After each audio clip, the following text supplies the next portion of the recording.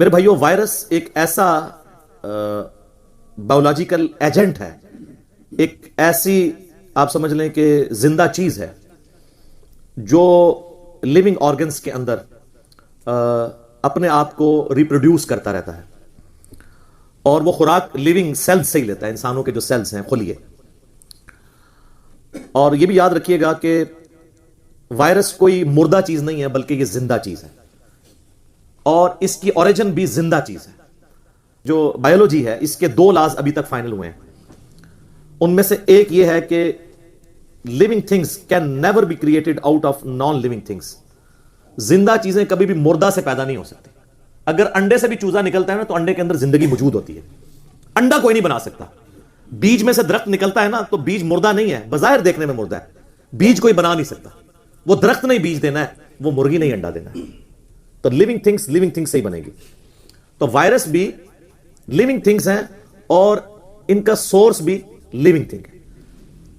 یہ میں اس لیے بات کروں کہ جب یہ بات آتی ہے نا، نیا وائرس آ گیا ہے، کبھی کہتے ہیں جی وہ کوئی وائرس چھوڑ دیا جی انہوں نے، فلاں جو وائرولوجی کی لیب ہے اس کے اندر ایک نیا وائرس تیار ہوا ہے، تو عام مسلمانوں کے دماغ میں یہ بات آتی ہے کہ یار یہ کس طرح کو وائرس پیدا کر سکتا ہے؟ یہ کریشن ایکس نہیلو، عدم محض سے وجود بخشنا، یہ تو صرف گاڈ کی کوالٹی ہے، اللہ کی کوالٹی ہے۔ تو یہ سائنٹسٹ کس طرح اپنی لیبز کے اندر وائرس تیار کرتے ہیں؟ وہ وائرس اس طریقے سے تیار نہیں کرتے کہ وائرس وہ مردہ چیز سے پیدا کرتے ہیں، وہ لیونگ آرگنز کو ہی کلٹیویٹ کر کے اسی میں سے اس کی مختلف فارمز نکالتے رہتے ہیں، جس کو آپ یعنی آسانی کے طور پہ سمجھ لیں۔ ہمارے ملک پاکستان کے اندر بھی کسی زمانے میں سنگترا ہوتا تھا، اور پھر گرافٹنگ کر کے کنو سامنے آیا۔ یہ نہیں کہ کنو خود سے کسی نے بنا لیا تھا۔ جس طرح پلانٹس کے اندر یہ چیزیں موجود ہیں نا، اسی طریقے سے یہ وائرسز بھی لیبارٹری کے اندر کلٹیویٹ کر کے ایک وائرس سے دوسرا وائرس جو ڈیفرنٹ کوالٹیز والا ہوتا ہے یہ تیار کر لیتے ہیں۔ زندہ کوئی چیز بنا نہیں سکتا۔ وہ تو میرے بھائیوں سورۃ الحج میں اللہ تعالیٰ نے فرمایا ہے کہ کوئی شخص ایک مکھی نہیں پیدا کر سکتا، حتیٰ کہ مکھی اس سے چھڑا کر کوئی چیز لے جائے وہ اس سے واپس نہیں لے سکتا۔ تو جب مکھی پروڈیوس نہیں ہو سکتی تو یہ وائرس کو کون پروڈیوس کر سکتا ہے؟ ایون موسیٰ علیہ السلام کے بارے میں قرآن حکیم میں کئی مقامات پہ آیا کہ ان کے سامنے جادوگروں نے رسیاں پھینکی تو وہ سانپ نظر آئی تھی، سانپ بنی نہیں تھی، وہ ایلیوژن تھا، نظر کا دھوکا، ایلیوژن جو ڈیوڈ کاپر فیلڈ کرتا ہے۔ اللہ نہ کرے پاکستان آ جائے، غوث وقت بن جائے گا، وہ پانی پہ چل کے دکھاتا ہے، اور وہ بھی یہ نہیں کہتا میں فزیکلی کر رہا ہوں، کہتا ہے میں تمہاری نظروں کو دھوکا دے رہا ہوں۔ اسٹیچو آف لبرٹی غائب کر دیتا ہے، پورے بوئنگ جہاز غائب کر دیتا ہے، نظر کا دھوکا۔ وہ جتنے لوگ وہاں پہ کھڑے ہوتے ہیں اس کے اپنے لوگ ہوتے ہیں، وہ ویڈیو کیمرے کا کمال ہوتا ہے۔ دیواریں چین میں سے گزر جاتا ہے، اتنی موٹی دیواریں چین، دیوار میں ایک طرف سے داخل ہوتا ہے دوسری طرف باہر نکلتا ہے۔ تو زندہ چیز کوئی نہیں پیدا کر سکتا۔ ہاں، زندہ چیز سے زندہ کی اقسام بنائی جائے تو وہ زندگی میں سے ہی اللہ ہی سے مستعار آپ لے رہے ہوتے ہیں۔ تو یہ جو وائرولوجی کی لیبز ہوتی ہیں ان کے اندر جو وائرسز پروڈیوس کیے جاتے ہیں، یہ وائرسز لیونگ آرگنز کے اندر جو آلریڈی وائرسز موجود ہیں انہی کو یوز کر کے لیے جاتے ہیں۔ یہ کنسیپٹ کلیئر کرنا ایک مسلمان کے لیے بہت ضروری ہے، اور یقین کریں کہ یہ وائرس کو اگر آپ اسٹڈی کرنا شروع کریں نا، گوگل میں دیکھیں، آپ یوٹیوب میں دیکھیں، تو آپ کو اتنی انفارمیشن ملے گی جو ڈاکٹرز کے پاس بھی نہیں ہوگی۔ ہمارے ڈاکٹر پرانے زمانوں کے پڑھے ہوئے، ان کو پتہ نہیں تحقیق کہاں تک پہنچ چکی ہے۔ اللہ تعالیٰ کی قدرت کا یہ شاہکار ہے وائرس۔ کل یوم ہوا فی شان، ہر دن اللہ ایک نئی شان کے ساتھ ابھرتا ہے، جو سورہ رحمان میں ہے۔ یہ وائرسز کی جتنی قسمیں ہیں نا، ان کو دیکھ کے یہی اندازہ ہوتا ہے کہ یار کیا کریشن کی ہے اس نے۔ اگرچہ وائرس سارے کے سارے نیگیٹو یوز میں آتے ہیں، بیکٹیریاز تو یوزفل بھی ہوتے ہیں اور صحت کے لیے مضر بھی ہوتے ہیں، وائرس تو سارے کے سارے مضر ہوتے ہیں، لیکن جو وائرسز کے اندر یہ کوالٹیز اللہ تعالیٰ نے رکھی ہیں، یہ اللہ تعالیٰ کی قدرت کا شاہکار ہے۔ یقین کریں یہ اللہ ہی اس طرح کی چیز پیدا کر سکتا ہے۔ ہم تو پوری زندگیاں بھی لگا لینا، صرف سائنس ان چیزوں کو سٹڈی کرتی ہے کہ یہ کیا کر رہی ہیں، ان کی کوالٹیز کو ڈسکس کرتے ہیں، اس کو بنا کوئی نہیں سکتا۔ ہاں، آلریڈی کوئی وائرس موجود ہے تو میوٹیشن کے ذریعے کوئی نئی فارم اس کی پروڈیوس کر لی جائے، تو وہ اللہ تعالیٰ نے اس کے اندر ایک نیچرل چیز رکھی ہوئی ہے کہ وہ آپ کریں گے تو وہ ہوتا چلا جائے گا۔ اور حیران کن بات ہے کہ وائرس کا علاج جو ہے وہ پریونٹیو کیور اس کی ہو سکتی ہے، کیوریٹو کیور نہیں ہوتی۔ اگر کسی کو وائرس لگ جائے تو اینٹی وائرل ادویات کوئی نہیں ہے، جو ہیں بھی ہیں وہ کام نہیں کرتی۔ آپ دیکھتے ہیں جتنی بھی ادویات ہیں یہ اینٹی بایوٹک ہوتی ہیں کہ وائرل ڈیزیز کو بیکٹیریل ڈیزیز میں کنورٹ ہونے سے روکا جائے، اور اگر وہ کنورٹ ہو جائے تو اس کے اگینسٹ آپ اینٹی بایوٹکس کے علاج کرتے ہیں۔ وائرس کے لیے کوئی اینٹی وائرل چیز موجود نہیں ہے، یہ لا علاج ہے۔ ہاں اگر کسی طریقے سے آپ اس کی ویکسین بنا لیں جو بیماری ہونے سے پہلے کسی کے جسم میں داخل کر دی جائے تو پھر وائرس کا اٹیک ہو تو جسم سسٹین کرتا ہے اور وہ جسم کرتا ہے. سر اس روئے ارض پہ سب سے خطرناک لیونگ تھنگ جو ہے نا وہ انسان ہے. سر انسان کب کا مر گیا ہوتا ہے جتنی بیماریاں آتی ہیں. انسان سے زیادہ تگڑی شے کوئی نہیں ہے. انسان کے اندر جو اللہ نے امیونٹی سسٹم رکھا ہے نا, قوت مدافعت, یہ دنیا میں کسی کے اندر نہیں ہے. آپ کیسی کیسی چیزیں کھا جاتے ہیں ہضم ہو کے جناب. میدا کیا کچھ کرتا ہے جناب, گوشت بھی ہضم کر رہا ہے, سبزی بھی کر رہا ہے, اور کتنے آپ جراثیم انہیل کرتے ہیں جس کے لیے آپ کو ادویات لینی نہیں پڑتی. آپ کا امیونٹی سسٹم, قوت مدافعت جسم کی, وہ اس کے ساتھ لڑتی ہے, اس کو شکست دے دیتی ہے. اور اسی چیز کو سائنٹسٹ نے یوز کیا ہے کہ وہ جب بھی کوئی نیا وائرس آتا ہے نا, اس وائرس کے بالکل جو کمزور جراثیم ہوتے ہیں, یعنی وہ کمزور وائرس, وہ آپ کے جسم میں وہ داخل کرتے ہیں. وہ چکے ہوتے ہیں کمزور, تو ہمارا جسم اس کے اگینسٹ لڑائی کرتا ہے, تو اینٹی باڈیز پیدا ہوتی ہیں. یہ باقاعدہ پھر جسم میں اور وائرس میں ایک جنگ ہوتی ہے, جس طرح قادسیہ اور یرموک ہوئی تھی. اس کے بعد وائرس ہار جاتا ہے. جب وائرس ہار جاتا ہے نا, تو ہمارے جسم کو یہ پتا چل جاتا ہے کہ اب اس کا کوئی تگڑا بھی آیا نا تو میں پہلے ہی ٹایا ہوا ہے. پھر جب اوریجنل بیماری بھی آتی ہے نا, تو اینٹی باڈیز اتنی کانفیڈنس ہوتی ہیں, جس طرح آپ کو ہم نے کتاب و سنت کے دلائل دے دے کے اتنا کانفیڈنٹ کر دیا کہ مفتی اعظم بھی ہاتھ جوڑتے ہیں ہمارے اسٹوڈنٹس کے آگے, کیونکہ اینٹی باڈیز ان کے اندر پیدا کر دی ہیں نا, حق اور باطل کی تمیز کی. تو آپ بھی کر سکتے ہیں. صرف ایک ریکویسٹ ہے کہ مرنے سے پہلے اے مسلمان کر لے اس پہ غور. کتابوں کا خدا اور ہے, بابوں کا خدا اور جب تم غور کرو گے تو پھر تم جھوم جھوم کے کہو گے کہ نہ میں وابی نہ میں بابی, میں ہوں مسلم, علمی کتابی. تو یہ اینٹی باڈیز والا جو نظام اللہ تعالیٰ نے انسان کے اندر رکھا ہے نا, یہ وائرس کے ساتھ لڑتا ہے. اسی لیے ویکسین اگر ہو تو پھر آپ مقابلہ کر سکتے ہیں. یہ پولیو کی ویکسین اسی لیے دی جاتی ہے. اب یہ جو کیسز آ رہے ہیں کہ پولیو کے جراثیم نکل آئے ہیں, وائرسز, جس کے اندر آ گیا اب اس کا کوئی علاج نہیں ہے. اب وہ اللہ کی مرضی کہ وہ وائرس کبھی اٹیک کر دے تو اس کو معذور کر دے, اگر وہ ڈورمنٹ پوزیشن میں رہے تو رہے, یہ اللہ کی مرضی ہے. ورنہ جب ایک دفعہ جسم میں وائرس داخل ہو جائے اور اس کی ویکسین نہیں ہوئی بھی, پھر کوئی کچھ نہیں کر سکتا. اسی لیے اتنی بڑے لیول پہ آپ کو پتا ہے پاکستان میں اتنے بڑے لیول کے اوپر یہ کمپین چلائی جاتی ہے. اور میڈیکل کی فیلڈ میں سب سے زیادہ پاکستان کا خرچہ جو ہے نا, بجٹ, میڈیکل کی فیلڈ کا بجٹ, وہ پولیو کمپین پہ چل لگتا ہے. جو پولیو ورکرز ہیں وہی آپ دیکھ لیں لاکھوں کی تعداد کے اندر ہے. کیونکہ یہ اگر اس کی ویکسین نہ کروائی جائے تو بعد میں پھر اس کا کوئی علاج نہیں ہے. تو وائرل ڈیزیز ایسی خطرناک ہے, لیکن کچھ ایسی ہیں کہ جو اتنی خطرناک بھی نہیں ہے, جو ہماری قومی بیماری ہے. کون سی؟ فلو, نزلہ زکام, یہ بھی وائرل ڈیزیز ہے. تو اسی لیے کہتے ہیں کہ آپ دوائی لیں یا نہ لیں, اس نے اپنے ٹائم پہ ٹھیک ہونا ہے. کیوں کہتے ہیں؟ وہ دوائی تو آپ اس کو وائرل کو بیکٹیریل میں کنورٹ ہونے سے روکنے کے لیے استعمال کرتے ہیں کہ بیکٹیریا کو آپ کنٹرول کریں. نزلہ زکام آپ دیکھتے ہیں خود بخود ٹھیک ہو جاتا ہے. کیوں؟ یہ جتنے بھی وائرسز ہیں نا, یہ ابھی جو کرونا وائرس بھی آیا, اس کا جو انکیوبیشن پیریڈ ہے نا, جو لائف ہے وہ 14 دن کی ہوتی ہے. جیسے آپ دیکھتے ہیں یہ ساون کے مہینے میں بارش کے بعد جو پروانے نکلتے ہیں اور پھر تھوڑی دیر بعد خود ہی مر جاتے ہیں, تتلیوں کے لاروے نکلتے ہیں, ایک لائف گزار کے خود ہی مر جاتے ہیں. اس طرح وائرس کی بھی ایک لائف ہوتی ہے, 14 دن کے اندر اس نے خود بخود ختم ہو جانا ہوتا ہے. اس دوران اگر تو آپ کا امیونٹی سسٹم جیت گیا تو آپ بچ جائیں گے, اور اگر 14 دن بھی انہیں کام پا چھڑیا تو آپ پھر شہید ہو رہیں گے. ٹھیک ہے, یہ ہے اس کی پوری کی پوری سائنس, اس کے پیچھے جو کار فرما ہے. اور یہ چیزیں اگر آپ کو کلیئر ہوں گی تو پھر آپ کو اسلامی تعلیمات کو سمجھنا بھی آسان ہوگا. یقین کریں وائرس کے بارے میں سوچتا ہوں, میں کہتا ہوں واہ یار, کمال اس کا نہیں ہے, کمال تو اس کا ہے جس نے اس کو بنایا ہے, اور جس نے پھر انسان کو بنایا کہ اس کے اندر اینٹی باڈیز رکھی ہیں جو وائرس کے ساتھ لڑتی ہیں اور کس طریقے سے اسے شکست دیتی ہیں. یہ پورے کا پورا سسٹم اتنا کمپلیکس سسٹم ہے کہ یہ کوئی بنانے سے بھی نہیں بنا سکتا. تو جو کہتا ہے کہ خود بخود بن گیا, تو اپنی عقل کے اوپر ہی ماتم کرے, اپنی عقل کا علاج کروائے. اچھا, جو بیمار آدمی ہے نا جی, جس کے اندر یہ جراثیم موجود ہوتے ہیں, وائرسز, اور وہ اس بیماری سے گزر رہا ہوتا ہے, اسے کہا جاتا ہے کہ یہ اس بیماری کا ریزروائر بنا ہوا ہے. اور اگر کو ایگزسٹ کر رہی ہو بیماری بھی اور وہ بندہ سروائیو بھی کر رہا ہو, اس کے اندر وائرسز موجود ہوں لیکن ایکٹیویٹ نہ ہو رہے ہوں, لیکن یہ چانس ہو کسی اور کو لگ سکتے ہیں, اس کو ہم کہتے ہیں کیریئر. اور دنیا میں آلموسٹ جتنے بھی وائرسز ہیں نا, آلموسٹ سب کے سب کا کیریئر جو اصل ہے نا, وہ ہے چمگادڑیں, بیٹس.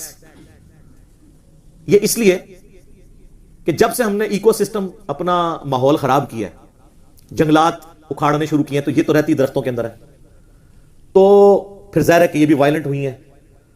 جس بیٹ کے اندر کوئی وائرس موجود ہے کئی بیٹس بھی مر جاتی ہیں وائرسز کی وجہ سے، لیکن کئی ایک سروائیو بھی کرتی ہیں۔ اب وہ اگر کسی سانپ کو کاٹ لیں، کسی لومڑی کو کاٹ لیں، کسی گائے کو کاٹ لیں، کسی چوہے کو کاٹ لیں، کسی اونٹ کو کاٹ لیں، یہ جو آپ کو مولوی پڑھا رہے ہیں نا حلال اور حرام رزق، اس کے ساتھ کوئی تعلق نہیں میرے بھائی۔ حلال جانوروں کو بھی کاٹ دے تو وائرس ادھر بھی ٹرانسفر ہو جاتا ہے، یہ صرف حرام جانور کا مسئلہ نہیں ہے۔ ہاں وہ زیادہ افیکٹو اس لیے ہو جاتا ہے کہ چونکہ حرام جانور عموماً چائنیز کھاتے ہیں نا، تو وہ کچا گوشت کھاتے ہیں، تو کچے گوشت کے اندر وائرس مرا نہیں ہوتا تو ٹرانسفر ہو جاتا ہے۔ اور چائنا تو میں 2004 میں گیا ہوں، جس طرح آپ کے ہوٹلوں کے باہر خوبصورت بریانی کی پلیٹوں کی تصویریں ہوتی ہیں نا، اور چکن کڑھائی کی، اور خوبصورت روغنی تلی والے نانوں کی، ان کے ہوٹلوں کے باہر پتہ کیا ہوتا ہے؟ خوبصورت سے مینڈک، خوبصورت سے سانپ، چوہے۔ تو وہ آپ حیران ہو جاتے ہیں، اب جس کے باہر اتنا بڑا یہ بورڈ لگا ہوا ہو، اس ہوٹل کے اندر جا کے آپ نے کیا کھانا کھانا ہے، تو ایون وہ کچا بھی کھا جاتا ہے۔ کئی ایسے چائنیز ہیں کہ زندہ بندر پکڑتے ہیں، اس کو شکنجے میں رکھ کے اس کے کھوپڑی میں سوراخ کر کے کچا مغز کھاتے ہیں۔ اب یہ جو کچی کھانے والی چیزیں ہیں نا، ان کے اندر وائرسز بھی ٹرانسفر ہو جاتے ہیں۔ بلیسنگ ان ڈسگائز کے تحت ہمارے ملک کے اندر شکر الحمدللہ ہم لوگ چیزوں کو بھون کے کھاتے ہیں۔ دنیا کا کوئی بھی وائرس 56 ڈگری سینٹی گریڈ سے اوپر زندہ نہیں رہ سکتا۔ اس لیے آپ دیکھتے ہیں یہ زیادہ تر وائرسز سردیوں کے اندر آتے ہیں۔ گرمیوں میں جس طرح مچھر خود اپنی موت مر جاتے ہیں نا، آپ کی حکومت نہیں ڈینگی پہ قابو پاتی نہ ملیریا پہ، اور ربو ہی مر جاتے ہیں گرمی نال، تو وائرسز بھی 56 ڈگری سینٹی گریڈ کے اوپر زندہ نہیں رہ سکتے۔ تو ہماری کوکنگ جو ہے وہ تو 100 ڈگری سینٹی گریڈ سے بھی زیادہ ہو رہی ہوتی ہے۔ اس لیے ہم جو گوشت استعمال بھی کرتے ہیں، ورنہ جس طرح یہ برڈ فلو آیا تھا، اگر ہم لوگ یہ برڈز کو اتنا، یعنی چکن کو آپ اس طرح نہ کھا رہے ہوں تو یہ ساری بیماریاں اندر چلی جائیں۔ ہمارے پاس یہ بہت بڑی نعمت ہے کہ ہم چیزوں کو پکا کے کھاتے ہیں، کچا نہیں کھاتے ہیں، یا کم پکا کے نہیں کھاتے، ورنہ یہ سارے وائرسز ٹرانسفر ہوں اور آئے دن یہاں پہ بیماریاں لگی رہیں۔ اور یہ تو سر چائنا ہی ہے جو ایک ہفتے کے اندر اتنا بڑا ہاسپٹل تیار کر لیتا ہے، ہم تو ایک سال کے اندر بھی ہاسپٹل نہیں تیار کر سکتے۔ پوری حکومتوں کے ٹینیورز گزر جاتے ہیں تو ایک ہاسپٹل نہیں مکمل ہوتا، سٹرکچر ہی مکمل نہیں ہوتی، بیچ میں اکوپمنٹ لا کے کہاں سے کرنا۔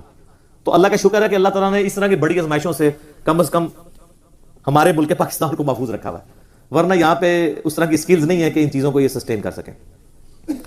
اب جن لوگوں کی امیونٹی سسٹم، قوت مدافعت کم ہوتی ہے نا، وہ سب سے جلدی وائرسز کا شکار ہوتے ہیں، کیونکہ ان کے اینٹی باڈیز بڑے کمزور ہوتے ہیں۔ تو جب وائرس ان کے اندر گھس جائے تو ان بیچاروں نے، کمزوروں نے کیا لڑنا ہے؟ اس لیے آپ دیکھتے ہیں جو بوڑھے مریض ہیں، یا جن کو سانس کی تکلیف ہے، یا بہت کمزور لوگ ہیں جن کی خوراک بیلنسڈ نہیں ہے، ان لوگوں کے اوپر ہر دفعہ بیماری کا حملہ ہو جاتا ہے، اور وہ بڑا آسان شکار ہوتے ہیں وائرسز کا۔ اس لیے اپنی خوراک کے اوپر بھی توجہ دینی چاہیے۔ یہ اسلام اس کی ترغیب دلاتا ہے، اس لیے کہ یہ اللہ تعالیٰ کی بڑی نعمتوں میں سے ایک نعمت ہے، اس کی قدر کرنی چاہیے۔ آج کل چونکہ لوگ زیادہ ایجوکیٹ ہو گئے ہیں، لہذا پینک بھی زیادہ پھیلتا ہے، ورنہ میں آپ کو بتاؤں انسانی تاریخ میں آج سے آلموسٹ 600 سال پہلے 14ویں صدی عیسوی کے اندر صرف یورپ کے اندر 2 کروڑ لوگ طاعون کے مرض سے مر گئے تھے، 2 کروڑ، اور دنیا کی آبادی 30% نیچے آ گئی تھی۔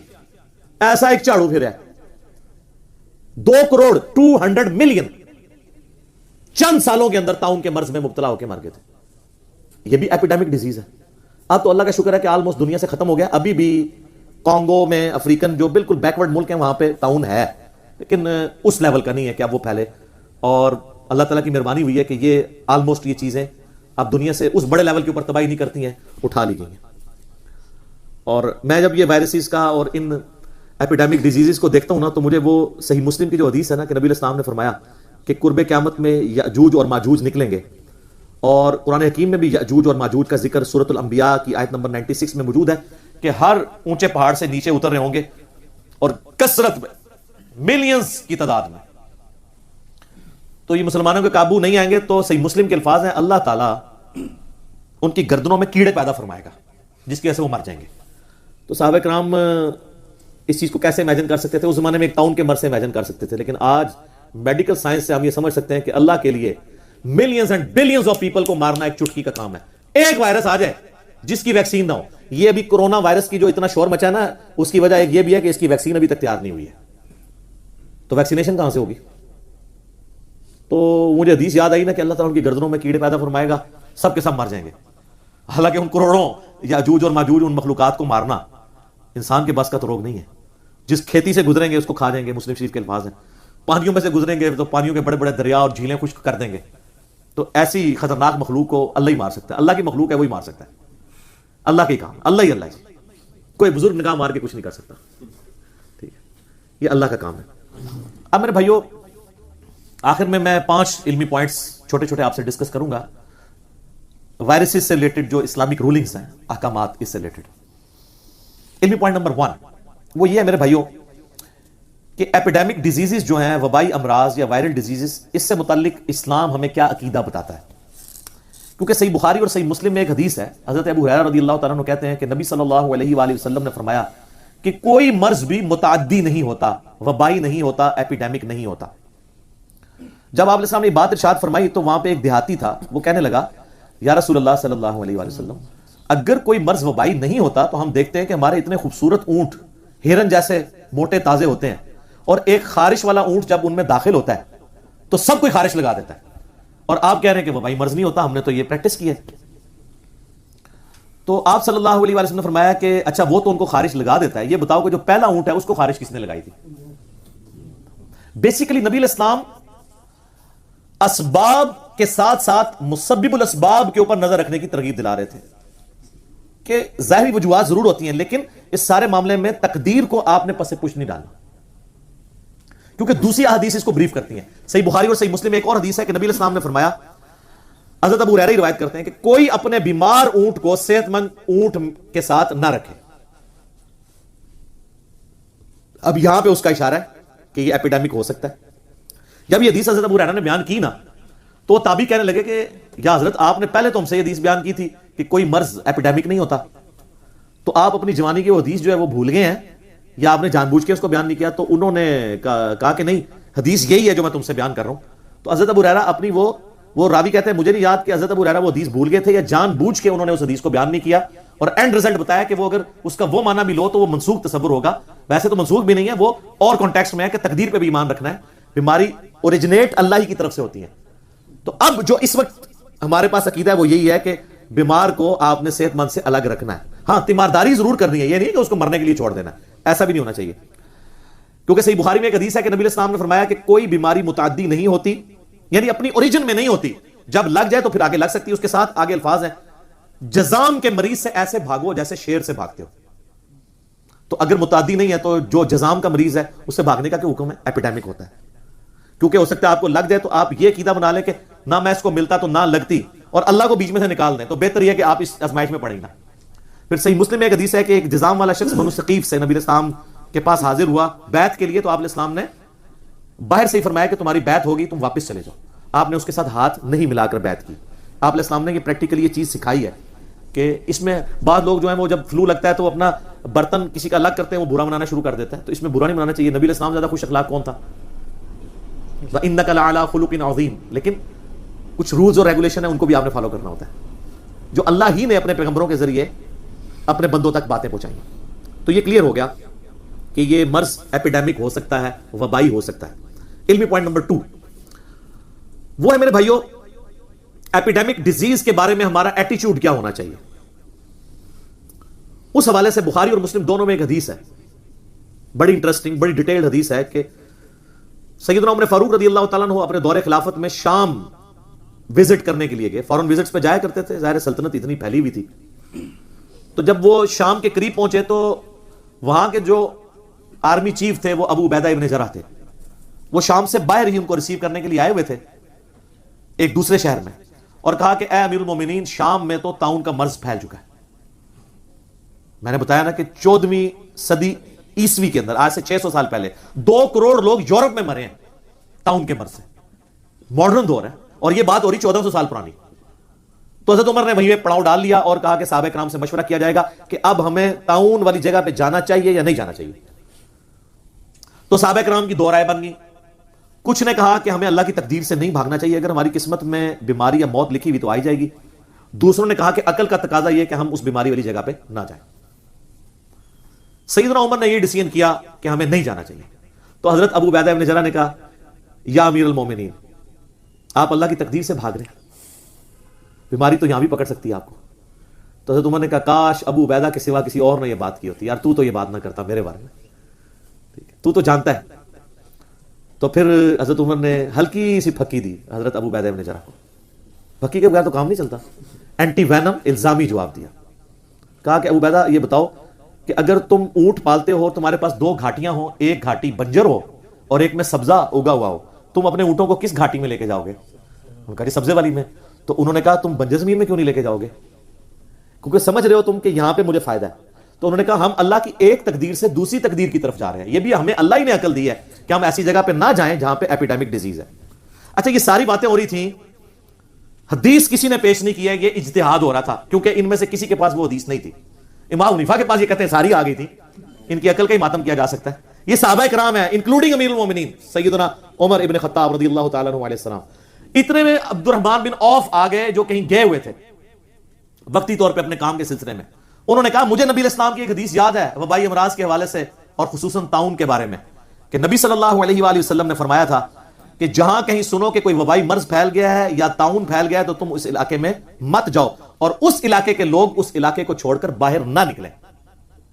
تو حضرت عمر نے کہا الحمدللہ میرا اجتہاد جو ہے حضور کی حدیث کے مطابق نکلا ہے, میں نے بھی یہ اجتہاد کیا تھا. اور پھر عبد الرحمن بن عوف نے کہا کہ نبی علیہ السلام نے فرمایا کہ جو لوگ وہاں پر رہیں گے وہ اللہ کی تقدیر پر راضی رہیں, اللہ کی طرف رجوع رکھیں. اگر اللہ نے ان کی قسمت میں بیماری لکھی ہوئی تو ہوگی, اور اگر اس بیماری میں مر گئے تو میری امت کا جو بھی شخص طاعون کے مرض میں مرے گا اللہ کے حضور وہ شہید تصور ہوگا, اور بچ گئے تو وہ اللہ کا معاملہ ہے. تو وہ اس لیے, اور آج دیکھیں WHO بھی یہی بات کر رہی ہے کہ بیماری کو پھیلنے سے روکنے کے لیے ضروری ہے کہ جہاں پہ بیماری وہاں پہ لوگ اسی باؤنڈریز کے اندر کنفائنڈ رہیں, ادروائز تو بیماری پھیل جائے گی. پھر اس کی حکمت یہ ہے کہ جب پھیلے گی تو اتنے لوگوں کا علاج کون کرے گا؟ ابھی تھوڑے لوگوں کا تو علاج ہو جائے گا, جب زیادہ پیمانے پہ پھیلے گی تو آپ کہاں سے اتنے ڈاکٹر لے کے آئیں گے ہاسپٹلز, اور ادھر سے لوگ ادھر نہ جائیں, اس لیے کہ یہ لوگ بھی جائیں گے تو ان کو بھی ایپیڈیمک ڈیزیز لگنے کا ہے, پھر ان کی دیکھ بھال کون کرے گا؟ تو یہ بالکل آپ دیکھ لیں ووہان سٹی جو ہے ان کا 1 کروڑ سے زیادہ آبادی ہے اور سڑکیں سنسان ہوئی ہیں, سب لوگ گھروں کے اندر ہیں, 14 دن گزرنے کا انتظار کر رہے ہیں وہ, اور ایک ایک کی تھرمل سکریننگ بھی ہو رہی ہے ایئرپورٹس کے اوپر بھی, ادھر بھی. ہماری بھی امید ہے کٹس آ گئی ہوں گی, امید ہے اللہ کرے کہ آ گئی ہو. تو اور میں دیکھ رہا ہوں کتنی ڈٹائی کے ساتھ ہمارے وزراء کہہ رہے ہیں ہم چائنیز کا ٹیسٹ کر لیا, کوئی بھی نہیں ہے, کٹ ابھی تک پہنچی نہیں ہے, ٹیسٹ کتنے کیتا ہے, کہانیاں کرا دے ہو, ٹھیک ہے, تے جناب تھوکی پکوڑے تل دینے. اس طریقے سے نہیں چیک ہوتا, کٹ آئے گی تو آپ چیک کریں گے نا. اس طریقے سے ہمارے پاس ایکسپرٹیز ہی نہیں چیک کرنے کی, ٹھیک ہے, نہ ہمارے پاس وہ سائنٹسٹ موجود ہیں, ہم نے ان سے مستعار چیزیں لے کے چیک کرنا ہے اور پہلے اناؤنسمنٹ کر دیا جی کسی میں کوئی چیز نہیں نکلی ہے. باقی ملکوں نے تو ایسے لوگ جو ادھر چائنا سے ہیں ان کو علیحدہ رکھا ہوا ہے, پوری چیکنگ کے بعد وہ پھر ان کو اپنے مین اسٹریم میں لوگوں میں آنے دیں گے. ایک اور حدیث ہے صحیح بخاری اور مسلم کی کہ نبی صلی اللہ علیہ وآلہ وسلم نے فرمایا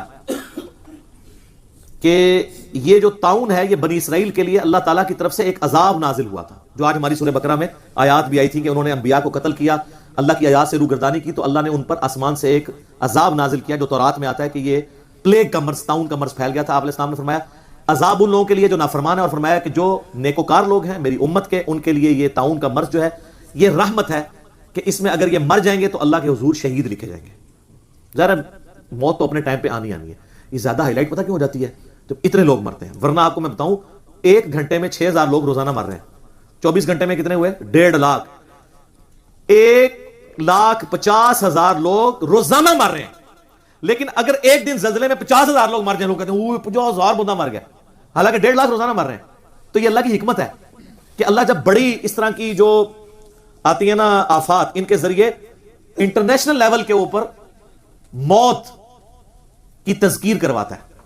ایک گھر کی موت ایک محلے کے لیے نصیحت ہے, ایک محلے میں زیادہ اموات ایک شہر کے لیے نصیحت ہے, ایک شہر کا کسی قدرتی آفت میں مبتلا ہونا ایک ملک کے لیے, اور ایک ملکی لیول کے اوپر جو آفت آتی ہے جس طرح چائنا میں آئی ہے. اب دیکھیں آفت تو ملکی لیول پہ, لیکن پوری دنیا کے اندر ایک موت کا سگنل آیا ہے کہ بھئی اپنی تیاری کرنی ہے, ادروائز لوگ تو مر رہے ہوتے ہیں, لہذا اس میں کوئی پریشان ہونے والی بات نہیں ہے. علمی پوائنٹ نمبر 3 وہ ہے میرے بھائیوں کہ ان بیماریوں کی سائنٹیفک ریزن تو میں نے آپ سے ڈسکس کر لی, وائرس کے ذریعے اور یہ سب کچھ. اور میں آپ کو ایک حیران کن بات بھی بتاؤں, 1 سال جو وائرس کی ویکسین ہے نا وہ اگلے سال کے لیے استعمال نہیں ہو سکتی. یہ جو آپ کی پولیو کی ویکسین آتی ہے نا, یہ ہر سال نئی ویکسین آتی ہے. یہ وائرس ایسی چیز ہے یہ اپنے آپ کو میوٹ کر لیتا ہے, اگلی دفعہ نئی شکل میں آتا ہے وہی وائرس, پرانی ویکسین کام ہی نہیں کرتی. لہٰذا پولیو کے قطرے جب تک بچے 5 سال کی عمر تک ہے نا ہر دفعہ قطرے پلوایا کریں. یہ نہ کہ میں نے پچھلے سال کر لیے تھے, وہ پچھلے سال کے وائرسز کے لیے تھے. اب جو نیا پولیو کا وائرس آتا ہے نا, اور یہ وائرس ہر سال اپنی شکل بدلتا ہے. یہ جناب اللہ کی قدرت کا شاہکار ہے, کل یوم ہوا فی شان. تو لیونگ آرگنز ہیں, کلٹیویشن کے ذریعے وہ جو بھی تیار کیے جاتے ہیں, یہ تو اس کی سائنٹیفک ریزن اپنی جگہ ہے, لیکن ہر چیز کے پیچھے ایک डिवाइन रीजन भी है। God is the only explanation of all the physical phenomena in this universe. कायनात में होने वाला हर फिजिकल फिनोमेना वो गॉड की तरफ से है। साइंटिफिक रीजन कोई भी हो, मसलन हम कहते हैं क्या हुआ, कहते हैं नहीं जलजला आया, क्यों आया, टेक्टोनिक प्लेट्स की डिस्टर्बेंस की वजह से। कैसे डिस्टर्ब हुई, साइंस कहती है it is physical phenomena of nature. ये हमारी डोमेन से बाहर है, ये हमारा सब्जेक्ट ही नहीं है। हम सिर्फ ये बताएंगे कि प्लेट्स हिली और जलजला आया। प्लेट्स क्यों हिली, उसकी टाइमिंग किसने डिसाइड की कि अब इन प्लेट्स को हिलना है और इतनी देर के लिए हिलना है, इससे ज्यादा नहीं हिलना, ये ना हो सारी दुनिया खत्म हो जाए। ये दुनिया कब की खत्म होगी होती। आपको तो बता रहे थे ना ओजोन लेयर में सुराख हो चुका है। आपको पता है ओजोन लेयर खुद ब खुद रेक्टिफाई होना शुरू हो गई है। ओ खुद ब खुद नहीं हो रही, अल्लाह ने जो प्लान बनाया कि मैंने इतने हजार साल अभी मजीद इंसानियत को रखना है, तो अल्लाह ने इस इकोसिस्टम की जो डिस्टर्बेंस है ना उसको खुद ठीक कर देना। ग्लोबल वार्मिंग का कब से आप सुन रहे हैं चर्चा, उस हिसाब से तो 21वीं सदी के आगाज में तो सारे ग्लेशियर्स पिघल गए होते, लोग मर गए होते गर्मी से, लेकिन बीच में कई ऐसे साल आए हैं जो पिछले कई सौ साल में ठंडे तरीन साल है। सर ये कायनात अल्लाह ने बनाई है, अल्लाह चला रहा है, आप जितना मर्जी डिस्टर्ब करें, जो उसने प्लान रखा है ना उस प्लान के अंदर उसने उसको लेके चलना है, और जहां पे रेक्टिफिकेशन की जरूरत होगी वो गॉड खुद कर देगा। तो साइंस के सवाल क्या और क्यों है, कैसे वाली जो बात है हाउ, वो कहते हैं physical phenomena of nature. Science सिर्फ डिस्कवरीज करती है। साइंस ने ये डिस्कवरी करके बताई कि सूरज विद रिस्पेक्ट टू जमीन मशरिक से निकल के मगरिब में जाता है, हर सेकंड में 50 करोड़ एटॉमिक बम के बराबर सूरज एनर्जी रिलीज कर रहा है। ये सारी इंफॉर्मेशन जो है ये सूरज की डिस्कवरी से रिलेटेड है। क्या इन सारी इंफॉर्मेशन ने सूरज को पैदा किया? ये जो यूनिवर्सल लॉ है कि मशरिक से मगरिब की तरफ विद रिस्पेक्ट टू जमीन, वैसे तो कहीं नहीं जाता, इस लॉ ने सूरज को पैदा किया? नहीं। अंडे में से चूजा निकलता है, ये इंफॉर्मेशन है। इस इंफॉर्मेशन ने अंडे को पैदा नहीं किया, ना मुर्गी ने पैदा किया। मुर्गी बेचारी को तो खुद ही नहीं पता अंडे के अंदर क्या कुछ है। इंफॉर्मेशन सिर्फ डिस्कवरी की हद तक होती है, हर चीज के पीछे गॉड है। तो ये अकीदा साथ साथ क्लियर होना जरूरी है। इल्मी पॉइंट नंबर 4, सही मुस्लिम में हदीस है इंटरनेशनल नंबर के मुताबिक 534 के सफाई निस्फ ईमान है। इसमें फिजिकल सफाई भी है और बाकी जो रूहानी सफाई है वो भी अपनी जगह शामिल है। हमारी मुसलमानों की इबादत तो है ही सफाई पे डिपेंडेंट है, गुसल और वुजू, इसके बगैर हम इबादत भी नहीं कर सकते सिवाय चंद एक चीजों के। तो खाने से पहले हाथ धोना सुन्नत, और इसको ना पहुंचना, वुजू के बाद आप पहुंच लें लेकिन खाने से पहले जो है वो नहीं पहुंचने के, अगर जरासीम होंगे ट्रैवल ना कर जाएं। इसके अंदर हिकमत है। आज देखें साइंटिस्ट आपको वायरस से बचने के लिए जो चीजें बता रहे हैं वो यही है कि हाथ धो के खाना खाएं और धोए हुए हाथों को कहीं यूज नहीं करना आपने, वरना जरासीम दोबारा आ जाएंगे। आपके नबी इस्लाम आपको 1400 साल पहले ये सारी चीजें मुफ्त में बता के चले गए। आप में से अक्सर लोगों ने इसको सीरियस नहीं लिया। आज गोरा बता रहा है तो हम कहते हैं हाँ जी गोरों ने भी डिस्कवर कर दिया। ये आपने गोरों तक ये बात पहुंचानी थी कि जनाब ये करें। उन्होंने तो जिस तरीके से भी डिस्कवरी करके इस रिजल्ट तक पहुंच गए ना, यानी एक्वायर्ड नॉलेज रिवील्ड नॉलेज के साथ मैच कर गया। नबी इस्लाम ने रिवील्ड नॉलेज वही के इल्म के जरिए चीजें बताई थी। हमारे साइंटिफिक इल्म acquired knowledge, the knowledge obtained through observations and experiments, इसने हमें जो है वो रिवील्ड नॉलेज तक पहुंचा दिया हुआ है।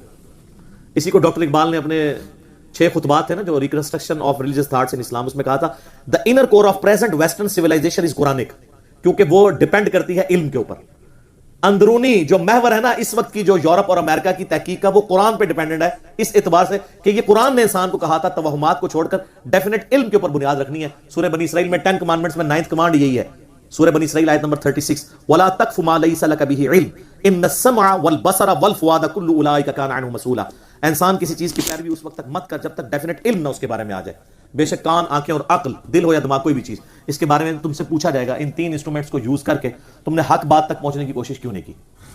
तो एक्वायर्ड नॉलेज हो या रिवील्ड नॉलेज, दोनों इस वक्त इस हवाले से मैच करके। बाकी सुन्नत अज़कार तो बहुत ज्यादा है। हमारा ऑरेंज कार्ड है जादू टूना वबाई अमराज कुदरती हादसात से बचने के वज़ाइफ, ब्लू कार्ड सुबह शाम के अज़कार हैं, ग्रीन कार्ड जो है वो आप हमारी वेबसाइट ahlusunnatpak.com से PDF डाउनलोड कर सकते हैं।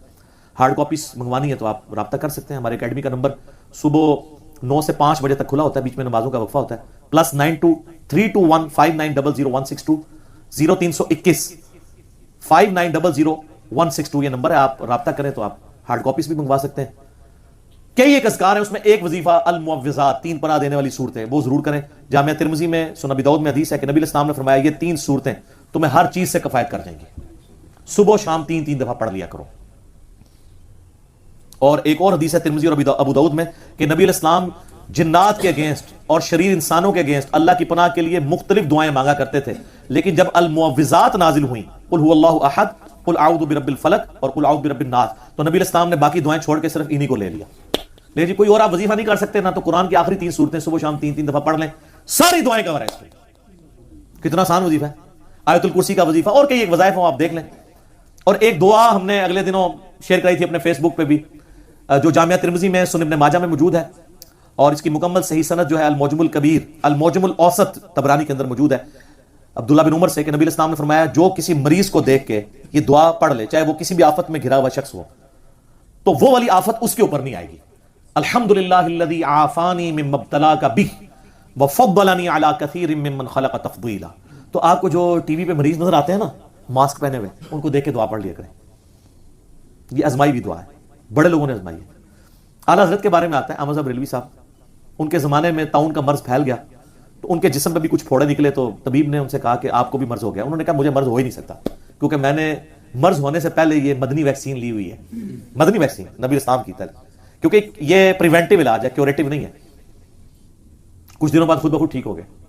بات یقین کی ہے، اگر آپ کا یقین ہوگا تو دعائیں بھی اثر کریں گی، اور اگر نہ بھی کریں اور آپ کی قسمت میں موت لکھی ہے تو یہ یاد رکھیے گا، صحیح بخاری میں حدیث ہے کلونجی میں موت کے سوا ہر بیماری کی دوا ہے۔ اگر موت مقدر ہے نا، پھر کوئی دعائی نہیں اثر کرے گی، وہ تکلیف اپنی جگہ جو آنی ہے وہ تو آنی ہے۔ اچھا، آخری علمی پوائنٹ نمبر 5 وہ ہے میرے بھائیو، سنن ابن ماجہ میں ایک حدیث ہے انٹرنیشنل نمبر کے مطابق 4019، بڑی لمبی حدیث ہے، آپ خود پڑھ لیجئے گا، اس کا میں کچھ پورشن آپ کے سامنے بیان کرتا ہوں۔ 5 اس میں پوائنٹس بیان ہوئے ہیں۔ پہلا پوائنٹ میں ڈسکس کروں گا جو آج کی گفتگو سے ریلیٹڈ ہے، کہ نبی علیہ السلام نے فرمایا کہ جب کبھی میری امت میں اعلانیہ بے حیائی ہوگی تو اللہ تعالیٰ کی طرف سے آسمان سے طاعون اور ایسے امراض بھیجے جائیں گے جو نہ تم نے پہلے دیکھے نہ کبھی سنے ہوں گے، لا علاج قسم کی بیماریاں آ جائیں گی۔ ایڈز دیکھ لیں اور کئی ایک بیماریاں بے حیائی کی وجہ سے پھیلی ہیں۔ ظاہر ہے کہ وہ اس میں وہ پھر احتیاطیں نہیں ہوتی اور بیماری ٹرانسفر کرتی ہے، یعنی میں کوڈ ورڈز میں ہی بات کر رہا ہوں، ضرورت نہیں ہے اس کی ڈیپتھ میں جانے کی۔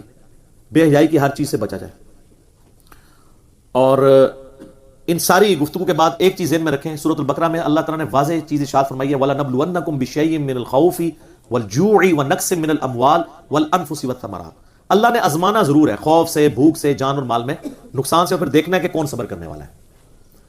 حتیٰ کہ سورۃ الحدید میں ایک بڑی ریمارکیبل آیت ہے، اعوذ باللہ من الشیطان الرجیم، بسم اللہ الرحمن الرحیم، ما اصاب من مصیبت فی الارض، کوئی بھی ایسی مصیبت نہیں کہ جو زمین میں آئے، یعنی زلزلہ، وائرل ڈیزیزز، طوفان اور آگ کا لگنا، جتنی بھی بڑی سیلاب، ولا فی انفسکم، اور نہ ایسی کوئی کہ جو تمہاری جان میں کوئی بیماری آئے، چاہے انڈیویجول لیول پہ آئے چاہے کمیونٹی کے لیول پہ، الا فی کتاب من قبل ان نبرأھا، ہم نے لوح محفوظ میں وہ پہلے ہی لکھ لی ہے، اس سے پہلے کہ ہم اسے دنیا میں تکلیف کے طور پر بھیجیں۔ کیوں؟ اس سے پہلے ایک اور بات اشارہ ہے، ان ذالک علی اللہ یسیر، بے شک اللہ پہ بڑا آسان ہے۔ یہ نہ سوچنا کہ اللہ کیسے کر سکتا ہے، وہ تو سر سورۃ الانعام میں آیا کہ خشکیوں میں اور پانیوں کے اندر کوئی درخت کا پتا بھی ایسا نہیں کہ گرے، یا زمین میں کوئی دانہ بھی پھوٹتا ہے، وہ بھی اللہ کے علم سے، اور اتنا کامل علم ہے کہ اللہ نے پہلے ہی لکھ لیا۔ یہ اللہ ہی، اللہ اکبر کبیرا والحمد للہ کثیرا وسبحان اللہ بکرۃ واصیلا۔ تو اللہ فرماتا ہے ٹینشن نہیں لینی، میں نے پہلے یہ لکھا ہوا ہے اپنے پاس، لکی لا تأسوا علی ما فاتکم، تاکہ تم کف افسوس نہ ملو، ٹینشن نہ لو جو تم سے چیز جاتی رہے، کسی کی صحت جاتی رہی، کسی کا بیٹا چھن گیا، ٹینشن نہیں۔ ہمارا ایٹیچیوڈ کیا ہے؟ انا للہ و انا الیہ راجعون۔ اور صحیح مسلم میں حدیث ہے کہ جو یہ دعا پڑھ لے اللہ تعالیٰ اس کو اس سے بہتر نعم البدل دے گا، انا للہ و انا الیہ راجعون، اللہم اجرنی، اللہم اجرنی، میم کو جھٹکے کے ساتھ آگے بنانا، فی مصیبتی، اللہم اجرنی فی مصیبتی واخلف لی خیرا منہا۔ ام سلمہ کہتی ہے میرا خاوند فوت ہو گیا تو میں نے فوراً یہ دعا پڑھی، پھر میں سوچتی تھی کہ اس سے بہتر خاوند تو مجھے مل ہی نہیں سکتا، تو جب میری عدت پوری ہوئی تو نبی علیہ السلام نے نکاح کا پیغام بھجوا دیا اور ام المومنین بن گئی، اور کہتی ہے مجھے تو میں نے تو اس دعا کو پریکٹیکلی دیکھا ہے۔ ٹھیک ہے، اچھا اس دعا کو میں نے بھی پریکٹیکلی کئی دفعہ آزمایا ہے، یہ دعا یاد رکھے، انا للہ و انا الیہ راجعون، اللہم اجرنی فی مصیبتی واخلف لی خیرا منہا۔ جب کبھی بھی کوئی بری خبر آپ کو ملے، دن میں روزانہ ملتی رہتی ہیں، کبھی بچہ گر جاتا ہے، کبھی اور کوئی ٹینشن آ جاتی ہے، کوئی بچہ فیل ہو گیا کسی کا، کوئی اور دنیاوی ٹینشن ہے، فوراً ہر ٹینشن کے لیے دعا پڑھیں، اللہ تعالیٰ اس سے بہتر نعم البدل دے دے گا۔ میں نے یہ چیز الحمدللہ، اب میں وہ کرامتیں بیان نہیں کرنا چاہتا کیونکہ میں نے کی نہیں ہوئی ہیں، اللہ نے کی ہوئی ہیں، تو بیان کرنے کی ضرورت نہیں ہے، تو اس دعا کی برکت ہے۔ تو اللہ تعالیٰ فرما رہا ہے کہ افسوس نہ کرو اس پہ جو تم سے جاتا رہا، ولا تفرحوا بما آتاکم، اور مت شیخی بگاڑو اس پہ جو تمہیں اللہ نے عطا کیا۔ اگر مل گیا پھر بھی اللہ کا شکر ادا کرو، چھن گیا تب بھی اللہ کا شکر ادا کرو، تمہارا کوئی کمال نہیں۔ واللہ لا يحب كل مختال فخور، اللہ تعالیٰ کو شیخی بگاڑنے والے قطعاً پسند نہیں ہے۔ اچھا لیکن یہ نہیں ہے کہ آپ اس طرح کی آیات سن کے جو ہے وہ بالکل ہی لمحے پہ آ جاؤ، ایفرٹ ہی چھوڑ دو. اذکار کرنے سے پیٹ نہیں بھرے گا، ایفرٹ پٹ کرنی پڑے گی. پانی جو پیے گا اسی کی پیاس بجھے گی، کھانا جو کھائے گا. یہ اللہ نے دنیا کو اسباب کے ساتھ جوڑا ہے. وَتَعَاوَنُوا عَلَى الْبِرِّ وَالتَّقْوَى وَلَا تَعَاوَنُوا عَلَى الْإِثْمِ وَالْعُدْوَانِ. نیکی پرہیزگاری کے کاموں میں ایک دوسرے کی مدد کرو، برائی میں ایک دوسرے سے الگ رہو. آخر میں آپ کو صحیح مسلم کی میں ایک حدیث سناتا ہوں جو تقدیر والے چیپٹر میں صحیح مسلم میں آخری حدیث ہے کہ نبی صلی اللہ علیہ وآلہ وسلم نے فرمایا، حضرت ابو ہریرہ روایت کر رہے ہیں کہ اللہ تعالیٰ کو قوی مؤمن کمزور مؤمن سے بڑھ کر عزیز ہے. جو صحت مند بندہ ہے نا مومن، وہ اللہ کو زیادہ پسندیدہ ہے کمزور سے. کمزور بیچارے نے کیا کرنا ہے؟ صحت مند بندے نے دین کا کام بھی کرنا ہے اور دین کو پریکٹس بھی کرنا ہے. لیکن سب میں ہی خیر ہے. کمزوروں کے لیے بھی کہہ دیا کہ ٹینشن نہیں لینی، خیر دونوں میں ہی ہے، بہتر وہ ہے. پھر فرمایا کہ اپنے لیے جو نفع مند چیز ہے اس کے لیے پوری کوشش کرو، سستی نہ کرنا، کاہلی نہ کرنا. دو الفاظ استعمال کیے. یہ نہیں ہے کہ پیپروں میں محنت کوئی نہیں کی اور جب فیل ہو گئے تو کوئی جو اللہ کی مرضی. نہیں، سستی نہ کرنا، کاہلی نہ کرنا اور نفع مند چیز کے لیے کوشش کرنا. پھر بھی اگر رزلٹ تمہارے خلاف آ جائے، اب تو پھر ظاہر کوئی ریزن نہیں نا. جو مولا علی کا قول ہے، میں نے اپنے ارادوں کے ٹوٹنے سے اللہ کو پہچانا ہے. ٹھیک ہے نا، کہ اللہ کی مرضی کچھ اور تھی. میں نے سب کچھ یعنی ریسورسز مینج کیے، پھر بھی رزلٹ وہ نہیں نکلا جو میں چاہتا تھا. سستی نہ کرنا، کاہلی نہ کرنا اور رزلٹ خلاف آئے تو پھر کہنا جو اللہ کی مرضی. اور یہ نہ کہنا کہ اگر میں یہ کر لیتا تو یہ ہو جاتا، کاش میں وہ کر لیتا تو وہ ہو جاتا. یہ اگر مگر شیطان کا دروازہ کھول دیتا ہے. اللہ کی رضا پر راضی رہنا، یہ ایک حدیث اگر آپ لے لینا پوری زندگی آسانی سے گزر سکتی ہے. سر کمال حدیث ہے یہ. تو اللہ تعالیٰ پوری دنیا میں مسلمانوں کو بالخصوص اور پوری دنیا کے انسانوں کو بالعموم اور ہمارے پاکستانیوں کو تو خصوص بالخصوص اس طرح کے تمام دینی، دنیاوی، جسمانی، روحانی، ظاہری، باطنی فتنوں، پریشانیوں، تکلیف سے محفوظ فرمائے. اور سب سے بڑی جو تکلیف ہے آخرت کا عذاب، اس سے محفوظ فرمائے. اللہم ربنا آتنا فی الدنیا حسنہ وفی الآخرۃ حسنہ وقنا عذاب النار. آمین ثم آمین. ٹھیک ہوگا جی.